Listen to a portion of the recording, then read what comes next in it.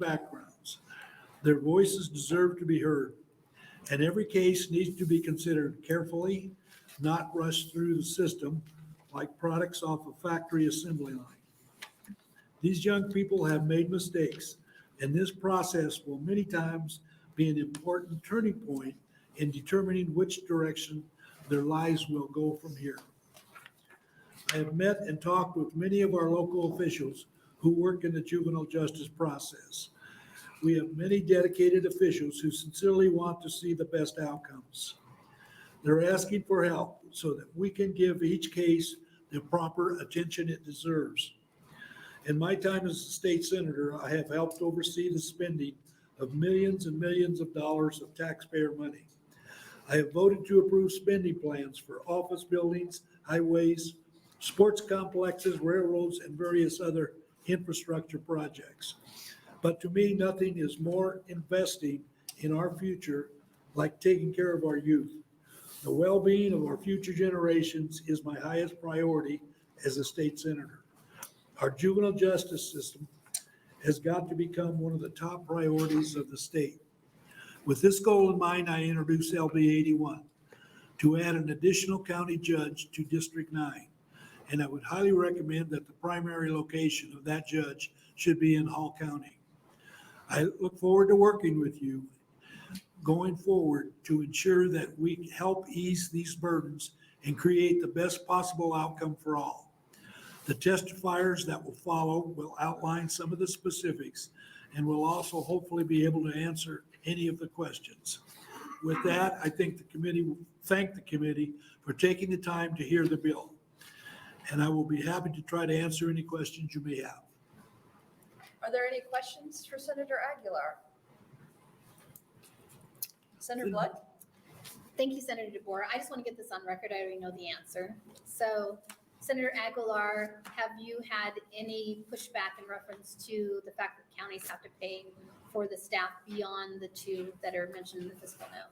Not at all. I've had conversation with several county board members, and they all recognize the need that we have in our county and looking forward to the process being completed. I appreciate that. I just want to make sure people understand that sometimes we can't avoid passing down unfunded mandates, but when we do, it's always great when we have the support of the counties. Thank you. Thank you. Are there any other questions? I don't see any. We'll have our first proponent testify. Thank you, Chairman DeBoer.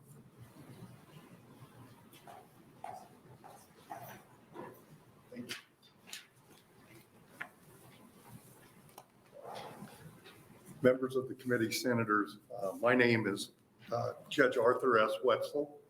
It's ARTHURWETZEL. And I am one of the county judges of the 9th Judicial District, and I'm here requesting your support for LB 81. Senator Aguilar, I couldn't say it better myself. The needs of the juveniles in Hall County, Nebraska are not being met the way that they need to be. We have an overwhelming juvenile population that unfortunately continues to grow, and the depth of their crimes and behaviors continue to grow. I want to talk just basically, we had filed last year in Hall County alone, and I'm going to focus most of my testimony on Hall County, but we had a total, including all cases, of about 11,000 cases filed last year in Hall County alone. The focus of today, I want to talk about the juvenile matters because that's where our most pressing need is. We are hopeful that if LB 81 does in fact pass, that the new judge can do, I don't want to say exclusively, but primarily juvenile work to help us provide a better service to the juveniles of Hall County. I just want to talk briefly about some numbers. When I first went to Senator Aguilar and to the court administrator's office, my push was to attempt to get a separate juvenile court in Hall County. Unfortunately, our population is not quite there. It doesn't meet the numbers, and so it would require constitutional amendment to encompass that. So we then decided that the best way would be to see if we could get additional judicial help. In 2021, we had 506 cases in juvenile court. This year we had, I believe it was 589. If you compare that to some of the other counties, Sarpy had 380, Lancaster had 656. Lancaster has 4 separate juvenile judges. Sarpy County has 2 separate juvenile judges. Those numbers alone, I think, justify the need that we have. We have been fortunate in that for the last year approximately, we've been getting some assistance in that. The juvenile judges of Lancaster County have come out to Grand Island and helped us. We now have some visiting judges coming in and helping us, as well as one of the judges from Kearney comes in 1 day a week. We would obviously love to have a juvenile court set up where we can spend more time. Unfortunately, I realize that's not realistic. On behalf of the judges of the 9th Judicial District, we're hoping you will in fact support LB 81, and I'll be happy to take any questions. All right, thank you so much. Are there any questions for this testifier? All right, thank you for being here, All right, Judge. thank you. Today. We'll have our next proponent testifier.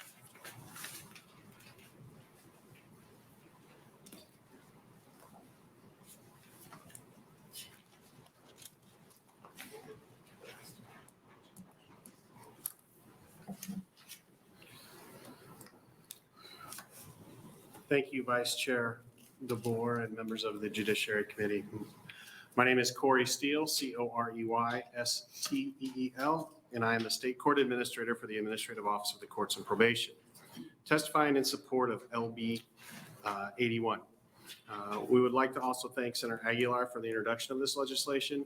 I also want a special thanks to the judges in Judicial District 9 for their support and their continued discussion regarding their need and having that discussion with me. And then also like to send a thank you out to the judges that have, over the past 6 to 7 months, been helping out District 9 with their caseload. I want to touch on 3 things that is getting handed out to you. I have 3 attachments to provide you some context as far as numbers. As Judge Wetzel talked about the numbers and the growing numbers that we see in Judicial District 9, predominantly the increase in Hall County. As Judge Wetzel talked about, in 2022, they were having 600 juvenile cases just in Hall County alone. And again, to put that in context, as Judge Hall talked about, this is a higher juvenile caseload than we see in Sarpy County with 2 separate juvenile court judges. In Hall County, we have 2 county court judges that not only handle these 600 cases, but then they're handling over 10,000 misdemeanor cases on top of that. So you can see why we've been asking judges to come in. The judge from Buffalo County, the Lancaster separate juvenile court judges, that increase is continuing. I've also supplied you on the the 3rd page, a running total. So you can see since fiscal year 2011 to fiscal year 2020, where the need kind of ebbs and flows, but it's continuing to stay high. The demographics of Hall County have changed, the continued growth of Hall County, and the need for services there for not only juvenile, but the court as well. Attachment B goes to the weighted caseload report, which shows our judicial need. And that is over time as well, where it continues to show that we are well underrepresented in judicial need in Hall County itself. Attachment C is a letter that was submitted by the Judicial Resources Commission by Justice Stephanie Stacy at their annual meeting in December. This highlights that the Judicial Resources Commission has also reviewed all of this data and made a recommendation to the Speaker Hilders at the time, that the commission unanimously recommends that the legislature consider adding a new county judgeship in the 9th Judicial District with the primary office location in Hall County. We feel that the need is there. The data is there to show the need. And we know based on Hall County and the projected growth over the past several years, it's going to continue. So with that, I'll open it up to any questions the committee may have. Are there any questions for this testifier? Senator DeKay. Thank you, Senator DeBoer. Mr. Steele, with this, Is there any additional staff that will be needed coming along with the judges? Yes, so if you take a look at the fiscal note, it's outlined in the fiscal note. It's not only the judge, but then we need a courtroom clerk to be in the courtroom with that judge. And then we're keeping a very close eye on our county court clerk's office to determine if we continue to manage. When you bring in a full-time another judge, that just adds, but at this time, I think we put in a couple positions within our fiscal note, so it is in there. Obviously, the county commissioners are aware of this and are good to go with it going forward. Yes, I've had several conversations with the county commissioners, and I believe the county attorney is here from Hall County, and he could be more specific, but I have been engaged with conversations with county commissioner, with Marty Klein, the county attorney, the judges, been engaged in some video meetings with some commissioners regarding what would be needed then on the county side for added space for courtroom space. Okay, thank you. Thank you, Senator Takei. Other questions? I do. Just for the kind of good of the committee, there's a lot of new members here. Although you're a separate branch of government, we do pay for all the judicial salaries, the staffing, all of those things come through the legislature. So when you can't go hire a new judge or a new whatever without getting those funds through us. Is that right? That's correct. So not just the funds, the legislature actually has to set, it's by statute, the number of judges. And so that's why in this piece of legislation, you see it changes the number of judgeships in District 9 and adds one. So the legislature must pass a bill increasing the judge, which in turn then would be the funding mechanism for that. And if we wanted to increase, decrease, anything like that, that all has to go through those statutory provisions in terms of the number of judges and that sort of thing. Correct. And so then one of the functions that the legislature has is to make sure that they have enough sort of other employees to help them. Obviously, you all can ask for that, and then we make sure that you have what you need there. We look at the salaries, and we have a structure for how we do the salaries and all that sort of thing. Correct. So the administrative office oversees all of the county court personnel that are within the county court clerk's office. Those are all state employees. And that's why you'll see a couple positions within the fiscal note for that, as we know that growth will happen as well. We have an internal through the judicial branch salary structure for those positions. Perfect. Any other questions? Senator Holcroft. As long as you're here, the county courts are funded by the state. The district courts are funded by the county. Is that correct? Not quite in that manner. Why don't I do a quick overview of that? So all judges across the state are state. They are funded through the judicial branch. So every judge, every tier of judge from Supreme Court, Court of Appeals, District Court, County Court, and separate juvenile court, the judges themselves are all paid through the state. On the District Court and separate juvenile court, the court reporting personnel that are tied to that judge are also state employees. Any staff within the district and the separate juvenile court in their judicial administration office are county employees. The clerk of the district court currently is an elected official or an ex officio, which there'll be another bill where we'll discuss that further. Those are county funded positions. The county court clerk magistrate's office, clerk of the county court, is all state funded. So who's getting paid better now between the state and the county? Depends where you are, Senator, which county you are in. Thank you. Other questions? I don't see any. Thank you for being here. Thank you. Next proponent testifier, please. Next person.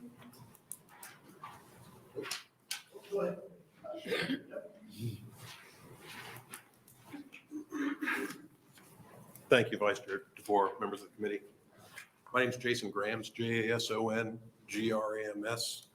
I'm the president of the Nebraska State Bar Association, and I'm here today to testify on behalf of the State Bar in support of LD 81, which would increase the number of county judges in the 9th Judicial District from 4 to 5.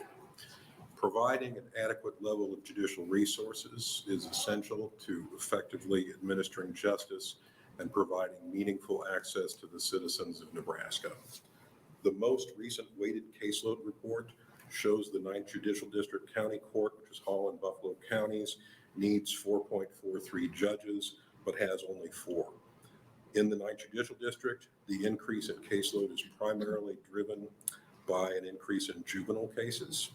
The annual caseload reports produced by the Administrative Office in the courts for fiscal year 2022 show that the 9th Judicial District, which is Buffalo and Hall counties, had 606 juvenile cases filed. For comparison purposes, Sarpy County, which has 3 times the population and its own separate juvenile court, had 626 juvenile cases filed in the same time period. Many of these new cases will take from 18 months to 2 years to resolve, which compounds the workload of the county judges in the 9th Judicial District. One of the consequences of this shortfall in judicial resources is a delay in court processing. The delay of justice has real outcomes for Nebraska's children and families in the 9th Judicial District. Research by the Justice Policy Institute indicates that out-of-home placement has a profoundly negative impact on young people's mental and physical well-being and negatively impacts their educational and employment outcomes. The longer they are out of an in-home placement, the more negative the impact. Court delay also creates a considerable cost to counties and to the state. Court delay means that youth in our child welfare system will be out of home placements longer. Youth in our juvenile justice system will be in detention longer, and DHHS caseloads will be greater. On behalf of the legal profession, we thank the committee for their attention to this important issue and encourage all of you to support LB 81. All right, thank you. Are there any questions from the committee? I don't see any. Thank you. We'll go with the next proponent.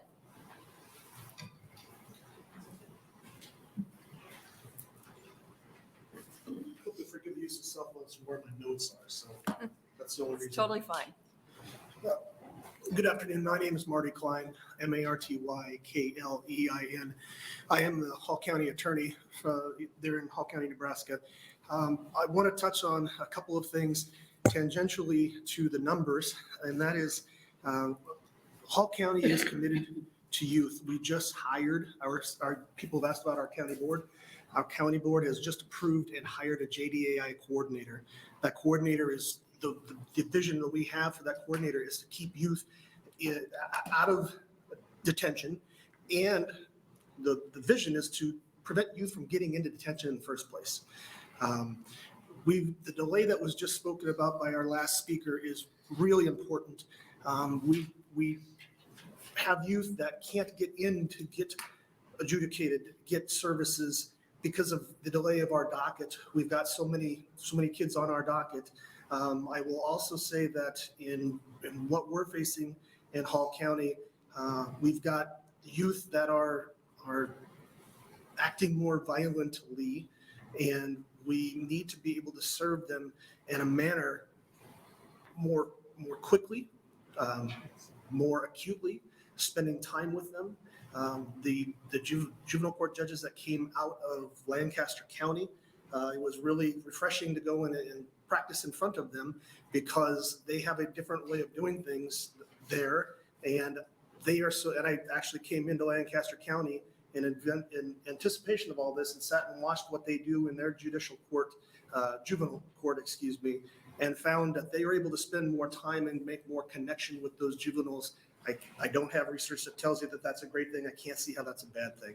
So the last thing that I want to talk about is our numbers I believe are very clear on their own, but they're actually deflated a little bit in the fact that my office traditionally, for filing of juvenile delinquent cases, you file a case, you get a case, each incident gets a case.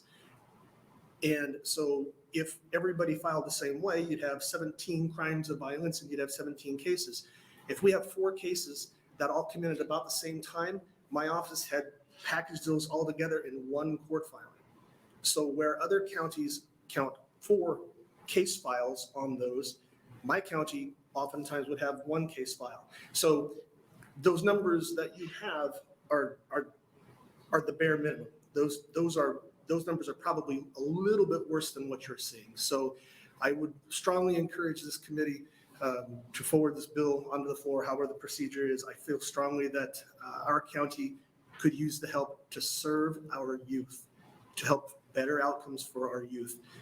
We talked about youth being placed out of home. It's almost as detrimental for youth to be placed out of their home school district. And we find that a lot. So Hall County is committed. Our county commissioners are committed to this, to the prospect of this additional judge position and youth in Hall County. Thank you for your time. Are there any questions for this testifier? Senator Decay. Thank you, Senator DeBoer. What happens to those cases or juveniles while they're awaiting their time in front of the courts and the judges? Are they in a counseling program, or how's that work for them? Well, it depends on whether the juvenile and/or the parent wants to avail themselves of what they call pre-adjudication services. So from the point that they are given their rights and they get an attorney, to the point where they come in and either have a trial or admit to a case, that point in time, we can't order them to do stuff without some consent of the parents. So many of them, parents are like, yeah, I'll take any help we can get. And we do start to ramp some of those services up. At that point in time, the judge will order pre-adjudication services that could include counseling, the electronic monitoring, that sort of thing. So we try to onboard some of those services as quickly as possible. For those who don't want to take advantage of that, that could be it could be a 4 to 6 week gap before we're seeing that child again or that juvenile again. All during that time, they're not receiving any additional help. Thank you. Thank you, Senator. Thank you, Senator Decay. Other questions? All right, I don't see any, and with that, I'll hand it back over to Chair Justin Wayne, who has joined us. Senator you. Wayne. Thank you, ladies and gentlemen. Any other proponents? This is the one time you get to testify. You sure you want to use it on this one?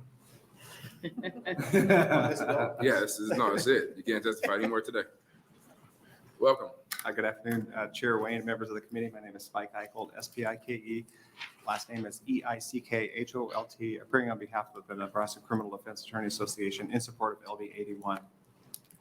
We are a member organization. We have about 370 members who practice criminal defense across the state. When we did our bill review earlier this year, our members, Jerry Piccolo, people in his office, Jerry Piccolo is the elected Hall County Public Defender, and others who practice in Hall and Buffalo County wanted to support this bill because, as you heard already, there is a need to have an additional judge in that district. I'm not going to duplicate or repeat what other people have said, but I just want to elevate one thing. You heard some people talk about juvenile court, county court. In Nebraska, there is a separate juvenile court in Douglas, Sarpy, and Lancaster County, but in the other counties, the county court judge sits as the juvenile court. One thing that you probably heard people talk about, the juvenile court acts a little differently than the county court does. In other words, when you hear these case numbers and you're comparing them to case numbers that are filed in county court, criminal case numbers and so on, it's different in the juvenile setting. In other words, if the county court is hearing like law violations for adults, the DUIs, trespass, shoplift, those are usually just 1 or 2 court hearings where they show up to court, plead, get a fine, and that's done. But when a court is sitting as a juvenile court, it's a little different. The juvenile court is operating in the best interest of the youth. There's a lot more hearings where the juvenile is in front of the judge. The judge is doing a much more intensive analysis of that person that's in front of them. And the juvenile court just spends a lot more court time, more court resources to do whatever in the best interest of the youth. And it's not just sending them off with a fine. It's not just sending them off with a lecture. It's making sure they get treatment. The juvenile court is the jurisdiction for all sorts of things that youth can become system involved. It can be for law violations. It can be for truancy, for missing school. It can be for a variety of things. And I just wanted to elevate that as well. So I'll answer any questions if we have. Otherwise, I'd encourage the committee to support the bill. Any questions from the committee? Seeing none, thank you for being here. Any other proponents? Proponents. Any opponents? Opponents. Anybody testifying in a neutral capacity?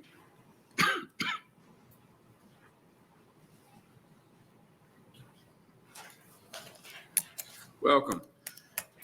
Good afternoon, Chairman Wayne, members of the Judiciary Committee. My name is John Cannon, Joncannon. I'm the Executive Director of the Nebraska Association of County Officials, otherwise known as NACO, here to testify in a neutral capacity on LB 81.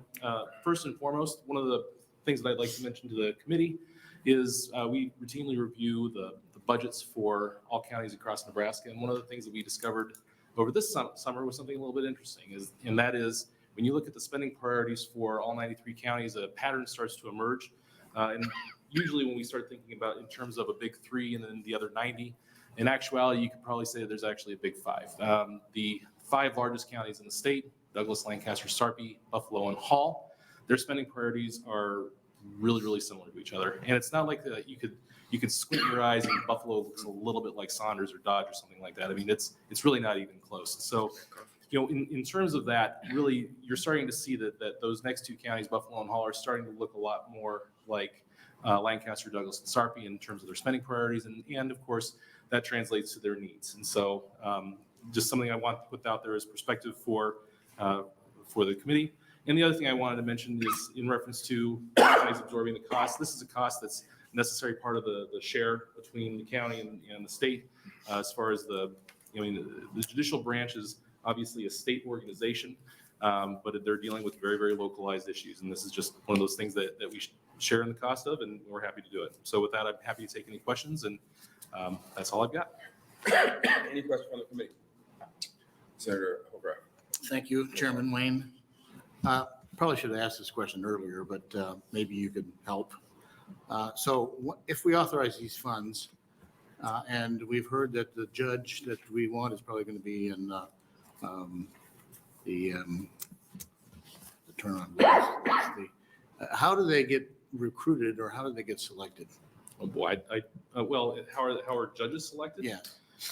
So there are committees that are part of a judicial selection committee that's run partially through the Bar Association.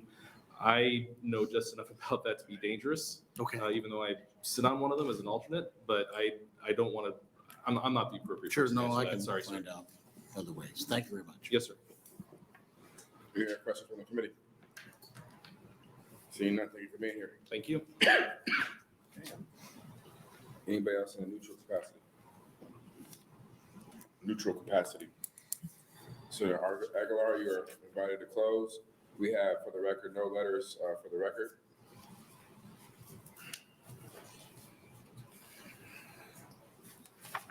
Thank you, Chairman Wayne.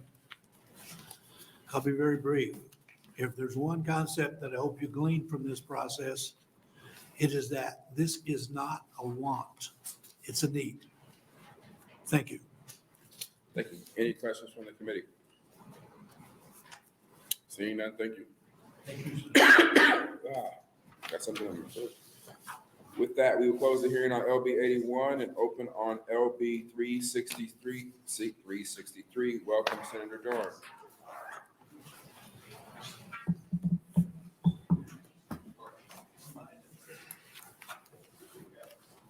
You just couldn't wait to get out of appropriations and come see us today.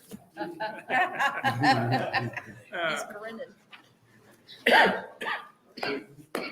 We've kind of challenged Senator Clemens when we're going to leave today, what time we're going to be done. So we're getting after him. He's keeping us there. So, ready? Go ahead. You bet. Good afternoon, members of the Judiciary Committee and Chairman Senator Wayne. My name is Myron Dorn, MYRON DORN, and I represent Legislative District 30, and I'm here to introduce LB 363. LB 363 enacts a statutory process that would facilitate the consolidation of the ex-official clerks of the district court into the administrative office of the courts and probation. This would promote additional uniformity and consistency with court activities. Beginning January 2024, the bill begins to transfer only the district court responsibilities and functions currently handled by the ex-official clerks of the district court to the Nebraska judicial branch. This does not include any of the elected district court offices or officials. This bill would provide a reduction of expenditures and oversight for the clerk of the district court duties for the counties with those ex officios. generally, for some of your newer ones, that's generally the counties with lower population, not necessarily always, but generally, if you have so much population, there will be an elected one. But that's somewhat. Corey Steele will be here later to ask those, I call detailed questions about that. The state would now assume those costs previously paid by the county to the administrative office with regards to the cost of paying for the ex officio clerk's duties. They're currently doing that in 10 counties where agreements have been made. There are 38 counties that have ex officios. They've already had agreements with 10 of those. The rest of the 28 counties would no longer need to support the district court duties by the elected clerk of the county. Other funds coming to the counties for things like passport fees, they would stay in the county. So LB 363 does not divert any of the funds that those clerk offices collect for other duties. This bill is not similar to the county assessor's legislation. Consolidation of all the court functions in the judicial branch is a priority and what is best for the judicial branch and court users across the state. This bill does not result in lesser service in a county. Again, the Nebraska Supreme Court has long prioritized the goal of access to justice. The mission of the Nebraska judicial branch is to ensure the public has equal access to justice. This means the same, like, and equivalent access, no matter what court you appear before and no matter what court staff assist you. I also would like to point out, though, and this has been pointed out to us and to the court system also, that there's an error in the front page or the title regarding county employees being state employees. That is not correct. And there is an ENR amendment that is being drafted or will be drafted and presented to correct that. At this time, I will be happy to answer any questions and just, I don't know, it's on line 9, 8 and 9 of the header for the bill. So that was inadvertently put in there wrong. So I will not, and we'll have an amendment to change that. Any questions from the committee? Senator DeBoer. This doesn't affect any of the elected clerks, is that right? No, this does not affect any county or any district court that's currently elected. Okay. This is only in those positions where generally, like I said, the counties are small, and then maybe the clerk of the district court or whoever the county board has designated to handle those duties in that county. Those are the only ones that this will be affected. And Okay. generally, they're part-time, maybe staff in some of those offices that are helping handle this. Okay, thank you. Any other questions from the committee? Seeing none, thank you for being here. You bet. First proponent.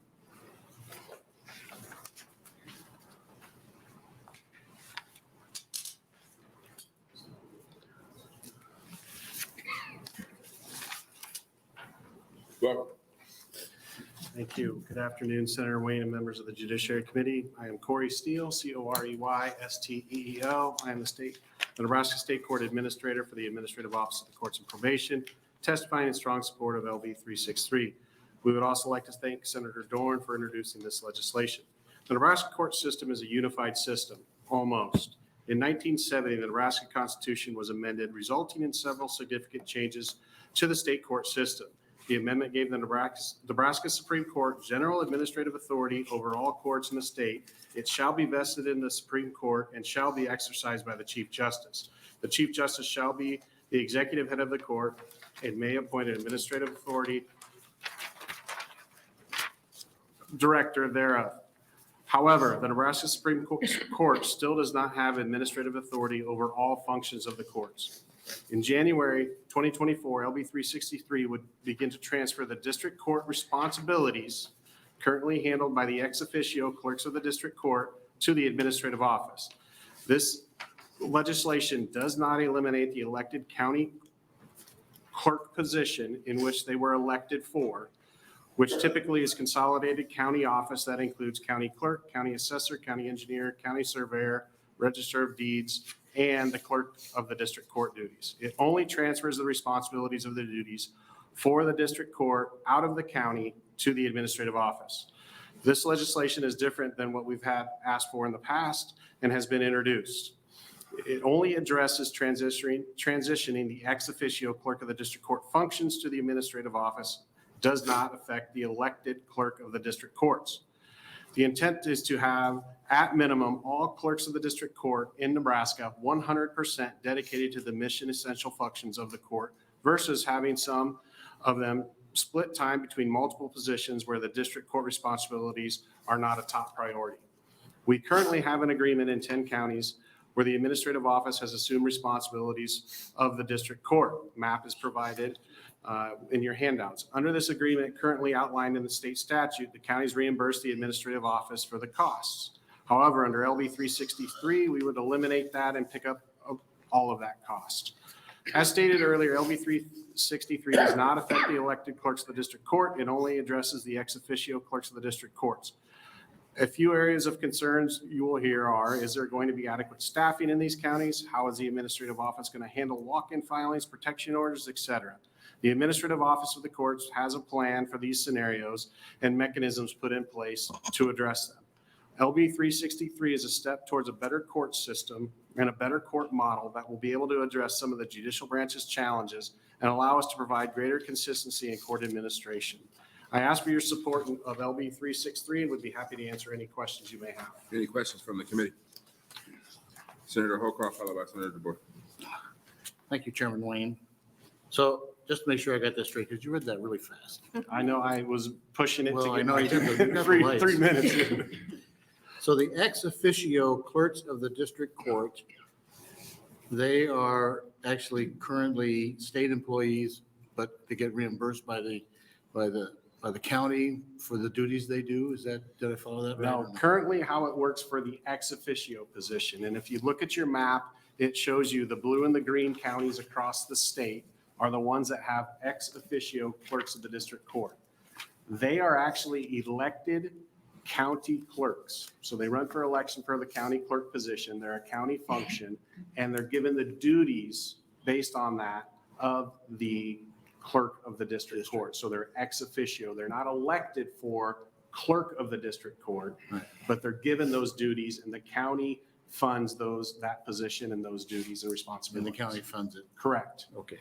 And under this, we would eliminate, the elected clerk would not have to do those duties, and we would fund a new position for the district courts. Is that what? Correct. How we've done it, we have 10 counties that we've already entered an understanding agreement with.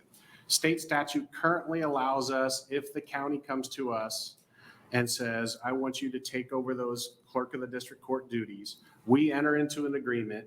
We look at the district court caseload. We have a formula that we come up with. What is the cost for the staff need to supervise and to do the work for that district court? And then the county funds the state for that portion. This would eliminate that. So those 10 counties currently that are giving us money to provide that duty would be eliminated, and that would go to zero. And then the blue counties on your map, we would transition those according to the bill in 2 steps at no cost to the county. So we would alleviate them of the clerk of the district court duties, and we would transition that. In our fiscal note, we do have staff that would then be added to our current county court staff and consolidate offices. So in the green counties that you see, we have entered into those agreements, and we've consolidated a district court clerk's office and a county court's office into one. We have a clerk of the court. So we have one clerk's office that is there that then provides service to both the county court and the district court. And they are state positions. Okay, so then what about the pink? Are they? The pink would be then the elected clerks of the district court. This bill does not address those So they're elected positions. So there is nothing that is going to change with those pink counties. And they're funded by the county. Those are funded by the county, correct? All right, thank you. And I will come and talk to you about the judicial process. Okay, Process. looking forward to it. Senator DeBoer. Thank you. So in some of the smaller counties, maybe in some of those ex officio smaller counties, are those always staffed full-time? Typically, what you see in the smaller counties as far as what is happening now is that elected clerk, county clerk. So they are staffed full-time. We have multiple counties on our county court where we share court staff just because of the need and the demand of the court. We may have court there once a month. We may have court there once a week. So we have mechanisms put in place where we have court staff that are there on assigned days. With this bill, we would enhance staffing, obviously, and that would allow us more flexibility and provide more staffing. But we also have been piloting a program in one of our jurisdictions where we're utilizing technology. So on the days that a court staff may not be there, there's going to be a touchpad screen that somebody is there and would sign that says, need help, please come here. And it's a kiosk basically, and they would touch that and it automatically brings up one of our court staff in an adjacent county or a county in another, somewhere else in the state. So they can have that conversation and discussion with a live person on a screen that says, what can I help you with? Hey, I need to file this, or I need to pay my fee. We're going to have mechanisms in order where they can do that via technology. So online payment we have currently. Obviously, if somebody wants to pay cash, we can, or pay a bond, we can set that up with the sheriff's office where they would collect that on our behalf and then get that if they're not there. So we're putting mechanisms in place already because we have county courts that have small counties that have low caseloads, that we don't have somebody there 5 days a week, 40 hours a day. But we've been able to provide the staffing that's needed and provide other resources on how we can manage those types of issues. So what happens in some of these folks who are ex officio district clerks, but they have some other job, but then they sort of get grandfathered into being the district court judge as well, or clerk as well? When we take those responsibilities away from them, are they no longer a full-time position? So if it's, I don't know, the election commissioner also is the district court clerk. When you take away the district court clerk position, now is that election commissioner no longer a full-time position? So what I can tell you in the 10 counties, Senator, that we have entered these agreements into, it has not affected their county clerk positions and reduced their positions in any way in that sense. The 10 that we've made agreements with. And those were the 10 where it was the county clerk also had these duties, and Had then these we've duties. assumed those And you responsibilities. take those duties away, but the county clerk still retains a full-time position. Correct. Okay, thank you. Any other questions from the committee? Senator Decay. Thank you. So the counties that are in the pink, they're not entered into any kind of agreement or anything at this time, but they could run business as usual now going forward. But if they want to enter into agreement into the future, that would be a possibility to make changes at that time. Potentially, yes. There is state statute that allows for the county to enter an election to eliminate the elected position. So that's a county process where there would be an election within the county to determine, do we have an elected clerk of the district court or do we not? And if they eliminated the elected position of the clerk of the district court through that election process, we would then transition that to us. There is some question that has been brought up just today, about an hour ago, from an individual that I've talked a little bit to Senator Dorn about, that we need to make sure maybe in the very first section of the bill, it eliminates the county board the authority to, on their own accord, ask for an election of should we or should we not have the elected clerk of the district court. So we got to look into that a little bit. I think Senator Dorn's been made aware of that, so have I. I think we're okay, but if we need an amendment to make sure that both the county board on a vote of the supervisors can move to an election of, yes, we want a district court clerk, or no, we don't. And if there's a petition drive to eliminate, both of those avenues still need to take place. We did, if it was a oversight to eliminate the county board's authority in order to do that. Thank you. Any other questions from the committee? Seeing none, thank you for being here. Thank you very much. Next proponent.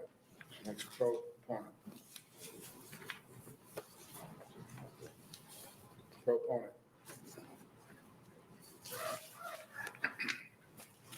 to your Judiciary Committee. Thank you, Chairman Wade, members of the committee. My name is Jason Grams, Grams, and I'm still the president of the Nebraska State Bar Association. Others here have testified on the specifics of this bill. The Bar Association supports the efforts of the Supreme Court to ensure consistency of operations and improved efficiency. From our members' perspective, the consolidation of these functions works well in the counties that have already adopted this model. LB 363 presents a cost savings opportunity for counties that wish to take advantage of the option in the form of property tax relief. And it respects the offices of the elected clerks in counties that seek to continue in the current model. We think it just makes sense for the judiciary to be in charge of the clerk's offices, particularly in these smaller counties that elect to do so. And we'd like to thank Senator Dorn for bringing the legislation, Administrator Steele, and members of the judiciary that worked very hard on this somewhat complex and technical piece of work. We'd encourage you to support LB 363. Thank you. Any questions from the committee? Seeing none, thank you for being here. Next proponent. Seeing none, we'll move to opponents. First opponent.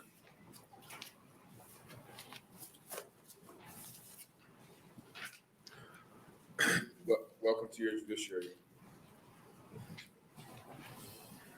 Thank you. Good afternoon. My name is Donita Bowie, DAUNITTA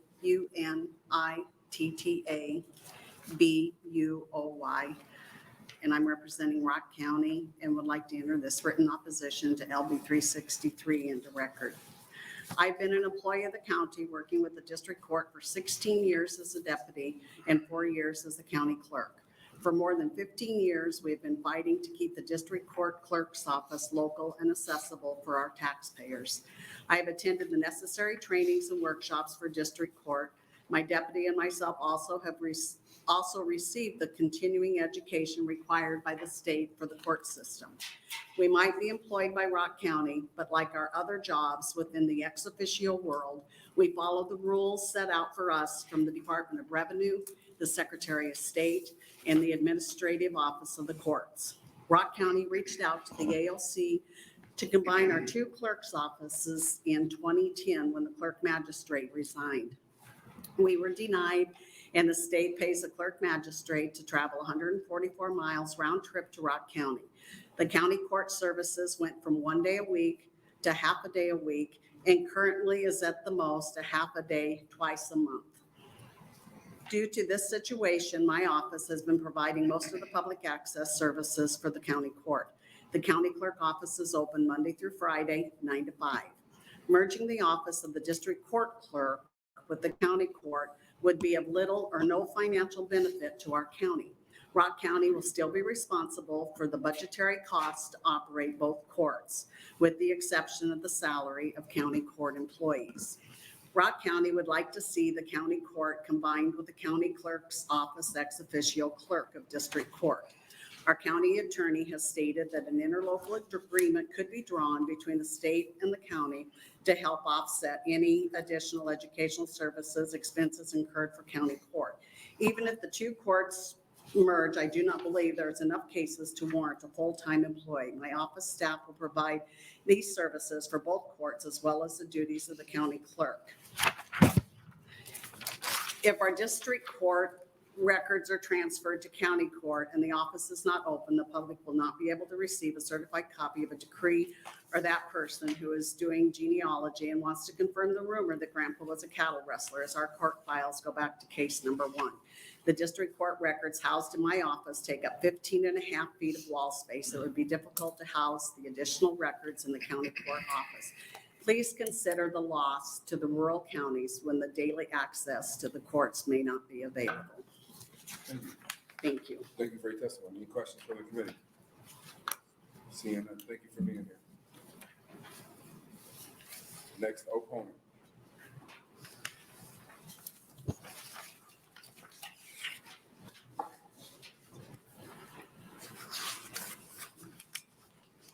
Welcome. Hi, I'm Tracy Reiser, Tracy Reiser, and I am the Boyd County Clerk, ex officio Clerk of the District Court. I am adamantly opposed to the District Court clerk job being transferred to the clerk magistrate. I have a very good working relationship with the clerk magistrate in my county right now, and I don't want anything to ever interfere with that. I understand right now that all clerk magistrates will be staffed full-time, but there would be no guarantee that in the future that it would remain that way. If this position stayed the way it is now, it would always be fully staffed in Boyd County. I do feel like I go above and beyond as the duties of the clerk of the district court. I have personally attended all trainings when available. I go in person because I believe that this is the best way to receive the best type of training and updates. I help the citizens in Boyd County with the public access computer. I have all the forms readily available for the public when requested, and I make sure they have the privacy they need when filling out any district court forms. We have a very good network of district court clerks who are able and willing to help us, the smaller counties, in any way that they can. The public access computer right now is in my vault in my back room, and I help anyone with the use of this computer. If I am no longer the clerk of district court, that machine will have to be moved, and I'm not sure exactly in our courthouse where it would go. I do not think there would be room in the clerk magistrate's office, nor could it be put in the hallway per fire marshal standards. Also, I don't see how our clerk magistrate's office could house all of the district court files right now. If the county feels that it is in the best interest for their county to turn this position over to the state, there is already something in place for that to happen.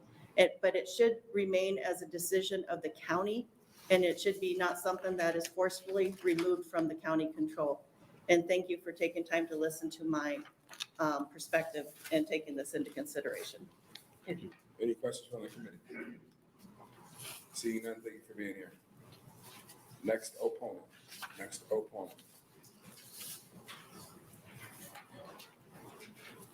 Good afternoon and welcome to your judiciary. I am Travis Hobbs, Travis Hobbs, and Brown County Clerk ex officio, and I am taking against position. I am the ex officio Clerk of the District Court. I am vehemently opposed to the District Court duties being transferred to the Clerk Magistrate. As the ex officio of the District Court, I am an elected official. This creates another level of accountability to all constituents. I make it a priority to attend the yearly workshops and any additional trainings made available if possible. I am always available for my staff to get a hold of me via my cell phone if a question arises on a court-related matter that they are unable to answer. I carry my laptop with me and have stopped in the middle of my vacation to process a filing if it is needed. These are the types of obligations that we as elected officials do not take lightly, as we are the employees of the residents of each of our own counties. LB 363 will adversely affect Brown County. As with a lot of counties, office and storage space is an issue. If the offices are to merge, then the county will be forced to create more office space for the county court to contain the records.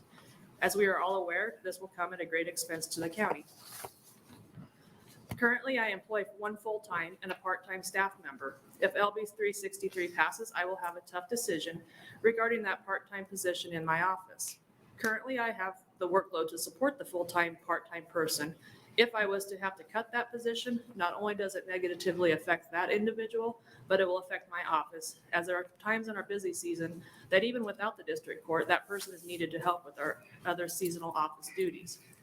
It can be argued that dollars will be saved by the county by eliminating that position, but we all know that any money saved on the county budget level will be sent to Lincoln to fund this transition. Furthermore, the county is paying the clerk's salary. Transferring will add unnecessary additional expenses for a new position the state will create. If LB 363 passes, the transition will not be seamless, as the difference between county and district court is substantial. I have been in my position for 8 years and still learning as practices are continually evolving.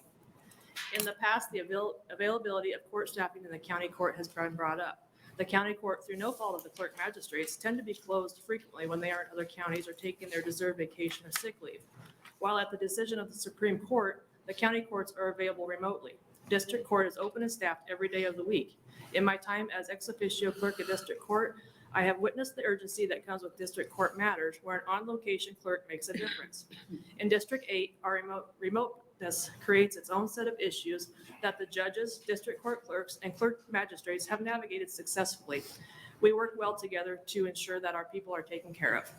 Thank you for taking the time to hear my concerns. Thank you. Any questions for the committee? Seeing none, thank you for being here. Any other opponents? Opponents? Opponents?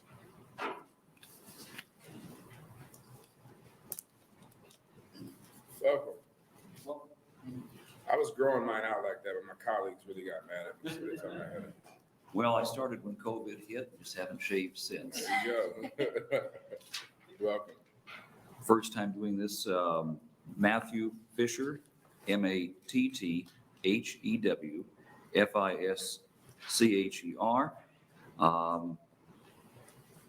I want to thank you for letting us have this time. I'm testifying today in opposition to LB 363, served as the elected clerk of district court and jury commissioner for Knox County for the past 8 years.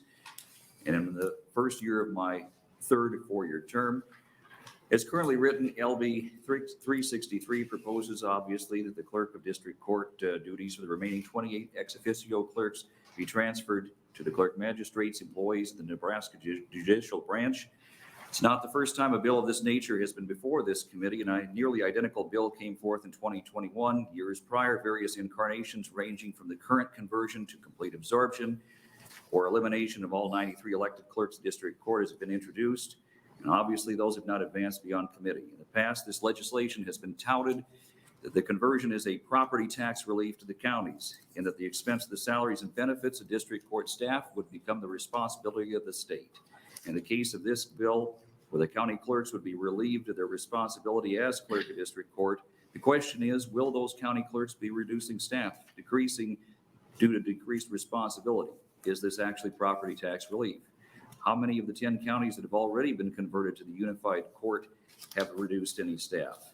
The remaining 28 ex officio counties, if they're converted, what exactly happens with the savings to the county taxpayers? I want to remind everybody that judicial financial burden on these counties, even after the state assumption of any district court functions, less wages and benefits, those will always be the responsibility of the county, from office supplies to court-appointed counsel. There's a fundamental difference between the types of cases that come before the district court and the county court. State-operated county court may have higher case count, but the district court cases have longer shelf life. When it comes to domestic cases and criminal cases with long incarceration, that equals years of numerous appeals. The domestic cases go onward until the child reaches the age of 19. Our cases have longer duration. The question is, if you take over the district court, will the current county court staff be able to serve and do justice to the patrons of the court? The answer is, over time, there will be needing additional staff and additional state funding.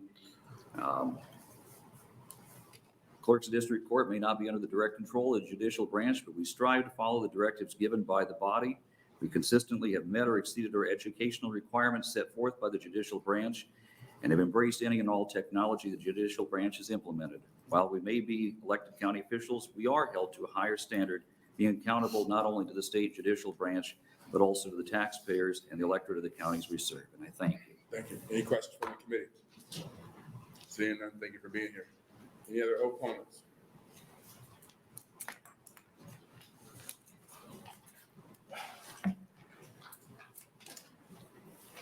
Welcome. Good afternoon, Senator Wayne and the committee. My name is Janet Wickelman, JANET-WIECHELMAN. I am the elected clerk of district court for Cedar County, and I'm here representing the Association of the Clerks of District Court in Nebraska. Our association has met, which are the elected clerks of district court and also the 28 ex officio counties. Our association has chose to oppose this legislation. We bring several issues to you. It's not a tax shift. It's not a tax savings. Yes, the bill does address a little bit more as far as the financing the county will be responsible for, because it's not eliminating any staff in the county clerk's office. They'll maintain their staff. But however, there are still going to be the expenses the county is going to be required to, which is currently being done already in the county courts. The county is responsible for the office expenses. They will continue to support that for county courts, even with those 28 if this should occur. We do recognize the fact, though, the bill does identify the 4G direct funds, and those would be the salaries and also the office expenses and expenses of the county, with that all going to the state. However, the filing fee remains with the county. We address the issue of the county court staffing. Currently, there are counties, including outside the 28 ex officio counties, where staffing sometimes is lax. There is not enough to benefit those people who need to use of the county court. Such as an issue in Dixon County, which is the county next to mine. The county board and the clerk of district court assist the county court.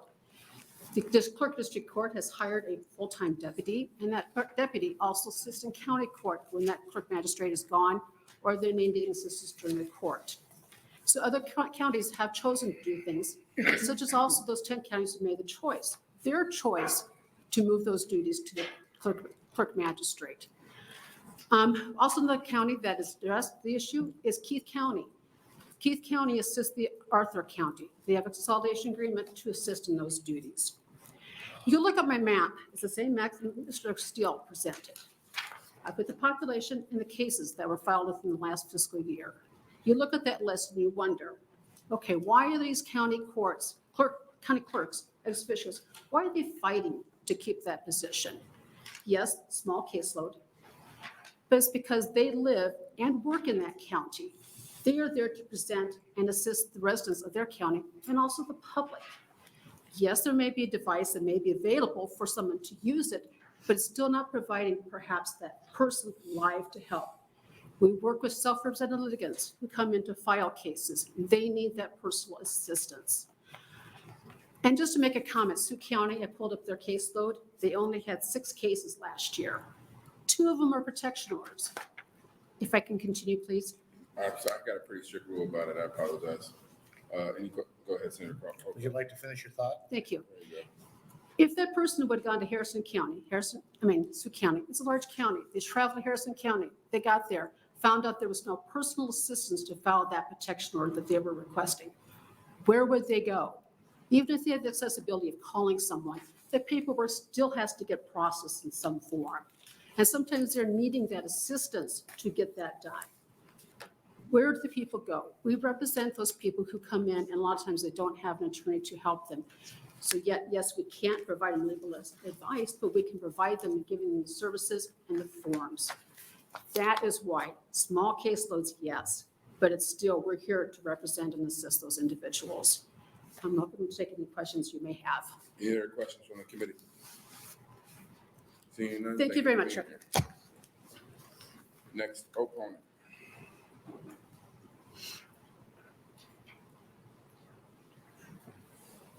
Welcome. Senator Wayne. Brian Burge, B-R-I-A-N, B-U-R-G-E, representing myself in this case. 4 things you really look at this bill are being decided. It's where does the physical workload reside? Where does the money go? But most importantly, where does the responsibility lie? And who decides who has that responsibility? So look at the existing statutes out there. This is a matter of efficiency. It's been in the books since around the 60s that if they're small counties, they can downsize by vote of the people in the county. They want to combine it, they can vote for who they want. They can vote to close the office by a vote of the local control that is there. My question when you listen to the proponent says we want to alleviate the county of this burden. So it's all about efficiency. What's the cost of justice? What's the value when it is 9 o'clock at night and your spouse has committed something where you say, I need a sexual assault protection order now. And I'm going to go and find a kiosk, log in and say, I'm going to trust the person on the other side of the screen to take care of my concerns and keep my information confidential? Or do you want the person that you picked? Do you want your local control to be there? So if we really want to say, you know what, in the name of efficiency, in the name of streamlining, in the name of consistency, let's get rid of the other roles. Let's consolidate more. Let's renounce our state charter and just let the federal government come in and run our lives. Because look, that'd be so much more efficient. Let's move it up the food chain further. Well, we don't do that on a state level. We keep that control here. We keep local control where local people are affected by these decisions. And not daily traffic court decisions of paying my $65 speeding ticket. Decisions of my family member's been accused of murder, and this will be the trial of their life to determine what happens. Who am I going to trust? Where does that responsibility lie? So if we want to put this all into one spot, where we say, well, let's put it into one body who is controlled by one chamber, that is controlled by one individual as the chief, who's on a ballot, has one name to say, should he stay there or not? Is that local control? Do you want to trust that system to give you an iPad and say, here, speak in this, defend yourself? What's that local control worth? Thank you. Thank you. Any questions from the committee? Seeing none, thank you for being here. Next opponent.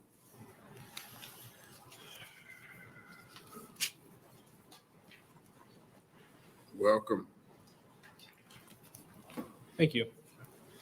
Chairman Wayne, members of the Judiciary Committee, my name is John Cannon, Joncannon. I'm the Executive Director of NACO, here to testify in opposition to LB 363. First and foremost, we appreciate the work that we have with the judicial branch. They do a fine job. They're stewards of our justice system, and we have zero complaint about that. Secondly, and more importantly, not to disrespect the judiciary, but thanks to Senator Dorn, former Gage County Supervisor. He certainly knows the ins and outs of how county government works, and I respect his opinion, and I won't gainsay it, except for here today. But one of the things I noticed when we've heard testimony is that a lot of people were talking about what it means to property taxes. And oh, by the way, ordinarily I'm in the Revenue Committee. I used to be counsel for the Property Tax Administrator. That's usually where I am, but I figured I didn't want to talk about opportunity scholarships. So it seemed like Judiciary was a much better deal for me today. When I think about taxes and how we consider our tax policy, I ask 4 questions.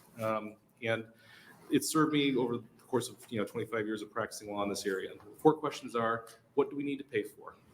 How much do we need? Who do we want to pay for it? And how do we want them to pay? And how you answer those 4 questions really kind of sets out what a sound tax policy would be. And so what we decided a long time ago is what do we want to pay for at the local level? We want to pay for roads, bridges, law enforcement, courts, jails, and elections. Those are the big ticket items. And over time, we've slowly shifted some of the responsibilities for courts over to the state. We decided that it's more efficient to run it from a central agency. And the question is do we have that last link that we have with local control broken here? You've already heard from the folks that came before me. They certainly don't think we need to lose that link between local control over the court system, or a semblance of local control over the court system. And I guess the question is, what are those things that are peculiarly local? That is really the question that you get to, as to why are we paying for this at the local level? People who use our courts are local by definition, but we want a degree of uniformity within the judicial system. We don't want to have, the Sioux County Court rendering decisions that are completely at odds with something in Douglas County. So that's really the tension that we have to resolve here, and the tension that exists here for this committee, as far as whether or not we advance this bill, is what degree of local control do we want? I can tell you that the clerks of the district court, as you can see by their attendance here today, they're incredibly well organized throughout the state. One of the things that NACO is responsible for is we're responsible to provide resources to the county officials and connect them with the resources they need to do their jobs. We have been ramping up our educational resources that we put in front of them. We have online mentorship and a number of other things. I have to give a shout out to my deputy, Candace Meredith. She's really been responsible for that effort in our regard. But at the end of the day, as to whether or not this is an issue that remains an issue of local control, the system we have in place, where it is a decision of the county as to whether or not they want to move that over to the amount of time. I'll take any questions. Any questions from the committee? Seeing none, thank you for being here. Thank you very much. Next opponent. Next, we move to those testifying in a neutral capacity. Seeing none, we have 1 letter of opposition, and with that, Senator Dorn, you are allowed to close. Thank you very much, committee. A little bit, Senator Holcroft, you asked about the employees. I was a board member for 8 years on the Gage County Board. The county court those employees are all paid for by the state, including much of the cost of running that, except for the location. The county has to furnish the location. The district court in Gage County, those are all county employees. even the person in there keeping track of all the notes and doing everything in the court at the time that was going on. The reason I know that is they ask for a raise every year because others were getting it. Gage County, we never gave that lady a raise or whatever. So there's a misunderstanding sometimes. You would think a district court would be state employees and a county court would be county, but it's just vice versa. That brings me to, there were several people that talked about cost savings. The cost savings is still going to be up to that local entity, the local county board and those local elected officials, whether there is a cost savings. Because if this does happen and they go that route, those cost savings may not be there at all, or they may be cost savings there. And that's each up to their own individual situations, whether there will be or not. I brought a bill like this for the 4 years since I've been here. We had some good discussion last year. I've had many discussions with the court systems. We are trying to put this in a place where it is something that's going to help the courts, not hurt them. If this bill hurts the courts, then no, that's not a good bill or whatever. We're here to help the courts. We're also here to help those small counties have the possibility of cost savings. Now, whether that happens or not, I don't know, but we'll be visiting with you. Thank you very much. Appreciate the Judiciary taking the time to hear the bill. Thank you. Senator Hogarth has a question. Yes, sir, Senator Dorn, appreciate the bill. Thank you, by the way, Chairman. $2.2 million over the next 2 years. That's what the fiscal note says. That should be a cost savings to the counties. It should be. That is Oh, I a see. fiscal note that the state It's is not a going cost, to it's then a pick up savings. or whatever. That is what that fiscal note's showing. I do know they have, and I don't know how it all directly relates to this bill or whatever. The court system does have an ask in appropriations for some additional funding for this type of a program, but it may be, I haven't talked to Corey about that. It may be more for the 10 than the 38 of them.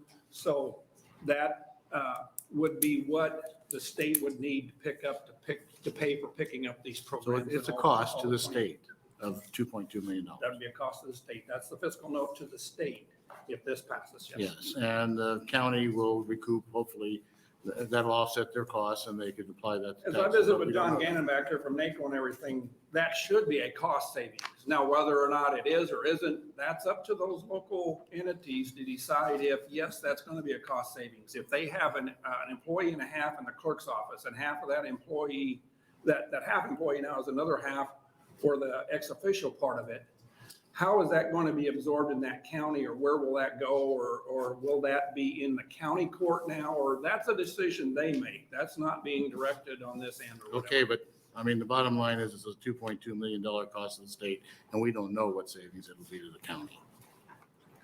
Yes, that is up to them. That is up to how they manage this. This is the fiscal note again, and you'll hear it quite often on the floor. Don't know how they came up with that fiscal note. This is the fiscal office coming up with that fiscal note that their best knowledge, this is what it will cost. Okay, and just to clarify something else, this just applies to the 28 counties, this bill. This only applies to the counties with ex officials. 10 of them already have agreements with the court system. This applies then to those 28 other ones. That's all it applies to. Okay, so just to be clear, I mean, in answer to a question from Senator McKay, Mr. Steele said that the other counties in the state, the pink counties in the state, could make similar deals. So They then have to go through, generally speaking, I have to ask Corey for sure. My understanding when I was on the county board, we as the county board could put that to a vote of the people of the county, and those people in the county would have to vote to decide to do that. if they do, are If we they do. obligated to make Yes, that difference? then if that passed, then they would be obligated, because that is an elected position in those counties. So this bill does not deal with any of those with the elected officials. Last year, the bill had it so that we gave an option to, now just the county board could decide whenever that position became empty. In other words, an elected person in that position, if they were there for 3 terms and then decided not to run, then the board could have voted if they wanted to put that on the ballot. Okay, thank you. All right. Any other questions? Seeing none, think that will close the hearing on Thank you. LB 363. And that will now Open the hearing. Oh, I can't open the hearing. That will open the hearing on LB 260. Senator Wayne.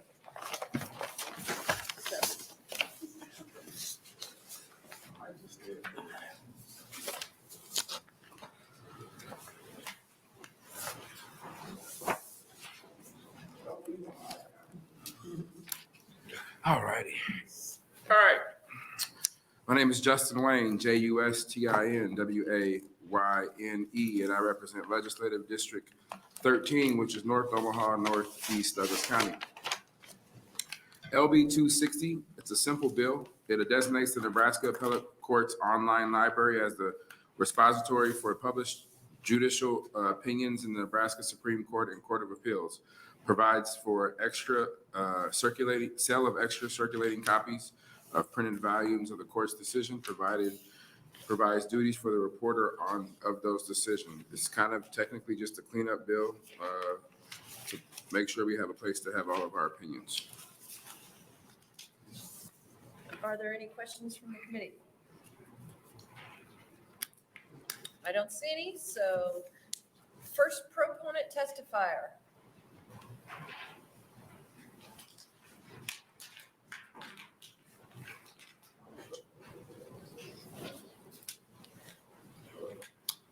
Welcome. Thank you. Good afternoon, members of the Judiciary Committee. My name is William Castle, William Cassel. I am one of the judges of the Nebraska Supreme Court.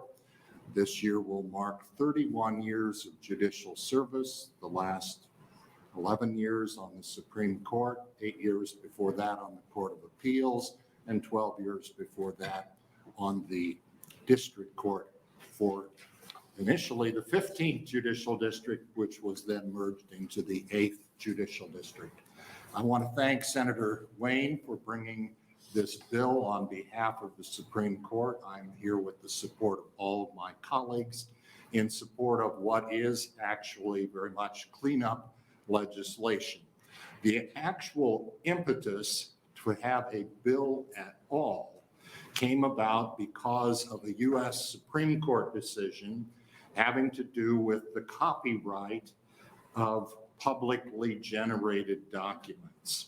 And those of you who were in the legislature a year ago may remember LB 708, which eliminated the duty of the reviser of statutes to copyright the statutory annotations and statutory materials.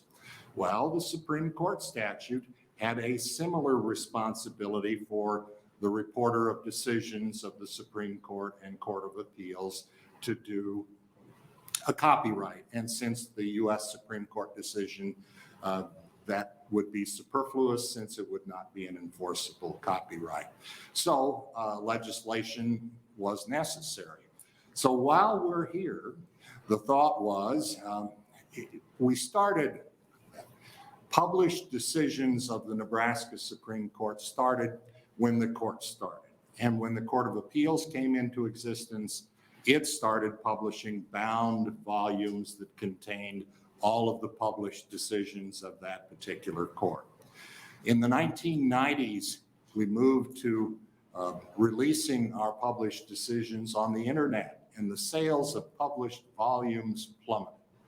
So by 2015, we were here in front of the legislature, and Senator Chambers sponsored legislation that was passed to allow us the option of ceasing print publication and publishing electronically only. And that's exactly what we did. It's been very successful and has in fact received some minor academic national attention at the way we went about doing it. It provides the opinions of both appellate courts to the public for free. This bill would simply clean that up. I'm going to stop. I have about 30 more seconds if someone will give me a chance. Are there any questions? I think there is. Senator Yes, Geis? Judge, I don't have a question, but you may complete your thoughts. All right. So in addition to removing all the obsolete language about the print edition because we're never going back to print. This also eliminates the copyright reference, and it modernizes the language to use the reporter of decisions rather than the more lengthy title of reporter of the Supreme Court and Court of Appeals. So it's simply a cleanup bill. It should be non-controversial. We don't expect any opposition. And indeed, I think even Senator Chambers would have thought, who was notoriously did not use what he called the gadget. I think he might like using the gadget for the purpose that we. Thank you very much. I'll be glad to answer any questions. Okay, let's see, Senator Takei. Thank you, Senator DeBoer. Quick question, can a printed copy of the volumes be requested and gotten, or is it? One of the things the bill does is we have a few of the ones that have been printed and published that haven't been sold and remain in our inventory. And if someone wants one of those, they're still available to be purchased. We did have recently, I think within the last couple of years, a former law clerk who wanted a copy of the year that he had served as a law clerk.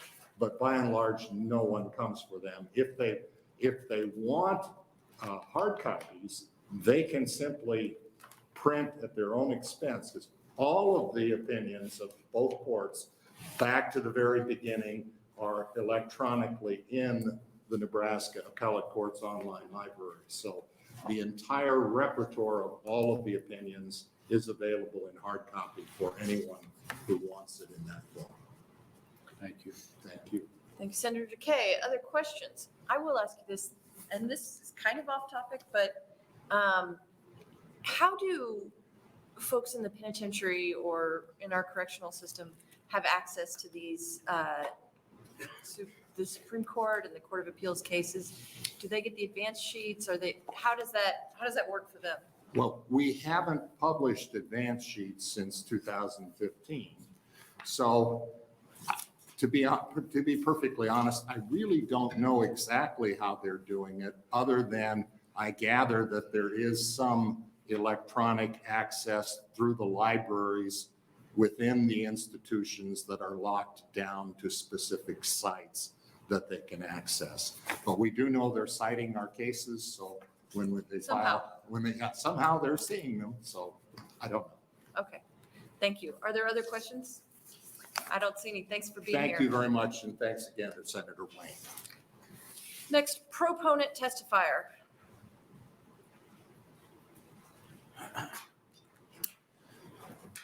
Madam Vice Chair, members of the Judiciary Committee, Tim Haruza, last name spelled H-R-U-Z-A, appearing today on behalf of the Nebraska State Bar Association in support of LB 260. I want to thank Senator Wayne for bringing it. Justice Castle explained the basis and the reasons for the bill. I do just want to say that on behalf of the bar, attorneys do appreciate that the work that the court is doing to modernize and provide electronic access technology for lawyers and for the general public to have access to opinions in the interest of justice. Although sometimes we may have hiccups with certain advancements, we appreciate all of the work that the court is doing to bring us into the 21st century in terms of the practice of law as we, bring technology into the courtroom. So with that, I'm open to any questions that you have, but we support LB 260 and we ask you to advance it to general file. All right, any questions for this testifier? I don't see any. Thanks for being here. Next, proponent testifier. Any other proponents? Are there any opponents? Is there anyone here to testify in the neutral capacity?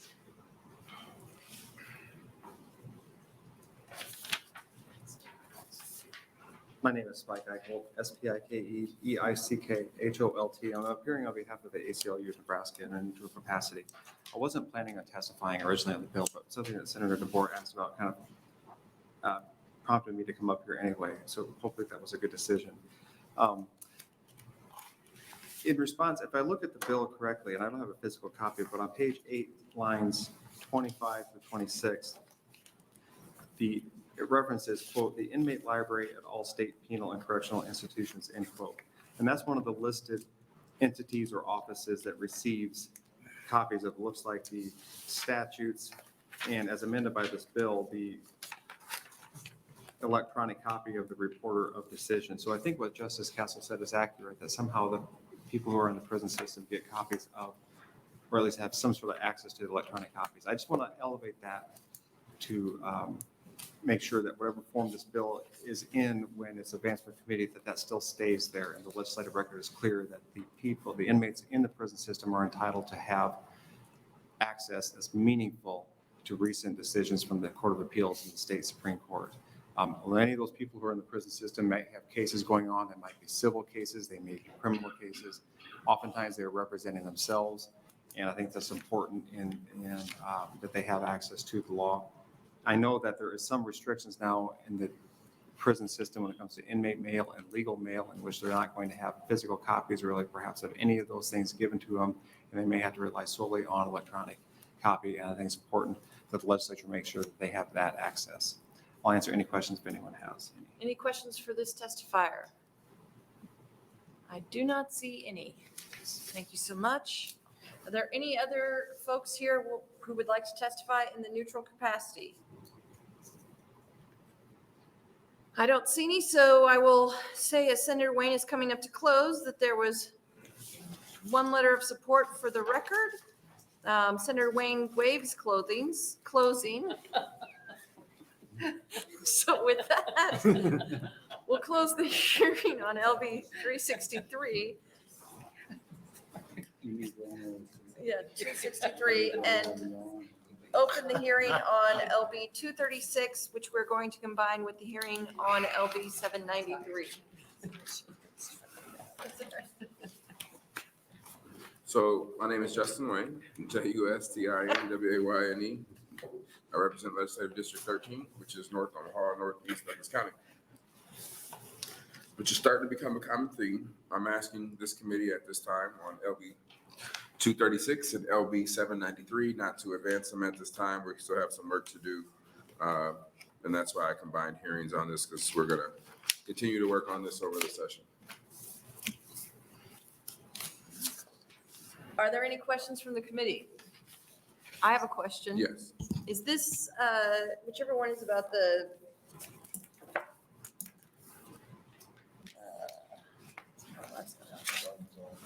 problem-solving court staff? Both of them are both of them deal with problem-solving courts.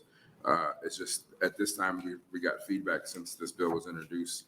Some of the judges want to work out some kinks, and because in both 50 and LB 352 we have problem-solving courts, and those we can use those as a vehicle to work out their issues.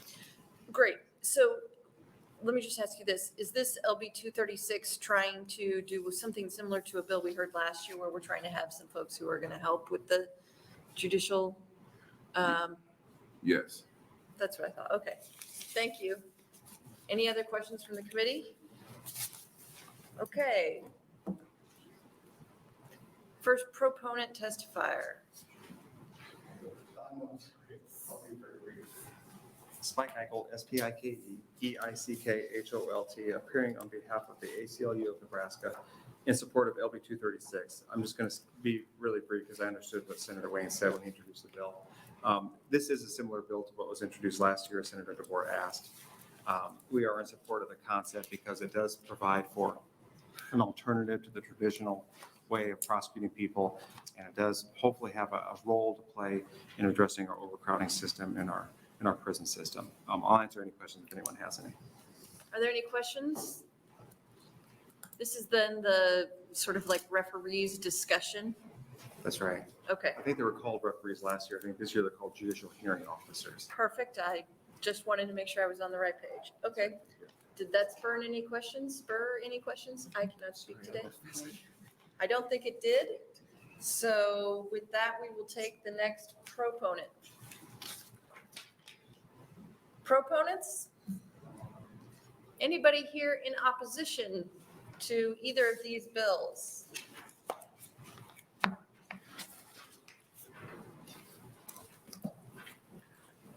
I'm Webb Bancroft, Webb-Bancroft, and I'm testifying on behalf of the Nebraska Criminal Defense Attorneys Association in regards to LB 236. We are in opposition to that bill, and due to the status of where it is now, we'll just show our opposition. That's all I'd have today. All right, are there any questions? Senator Geist? I'll just ask quickly. I almost hate to just ask, because I know this is going to be worked out, so. We always hope. Yeah, is it because of putting someone in between the judge and the participants? Is that the basis of your objection? That's certainly one of the main objections we had, and this is similar to LB 1036, which a number of you got to hear last year. The cornerstone of problem-solving courts is the relationship established between the participants in the court and the judge. It's been studied for years, and that is one of the key components, the 10 key components. Additionally, there are issues involving taking somewhat of the local control away from courts, investing it in the Supreme Court to appoint these officers without going through the process of essentially a vetting. When you're put in nomination to become a judge and the community gets to comment on you, practitioners get to comment, there's an opportunity to be heard. This is solely run by the Supreme Court without any of those protections, or without even the officer, the hearing officer, having the same code of judicial ethics that the judges have to follow. So there's a number, but the key thing has always been the relationship between the participants and the judge. Thank you. Are there other questions? I don't see any. Thank you. Next, opponent testifier.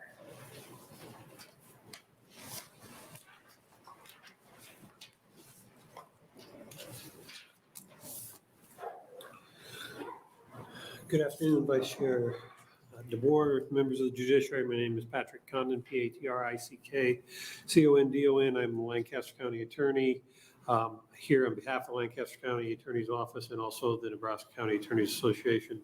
I believe the committee has the Nebraska County Attorneys Association's letter in opposition of this bill.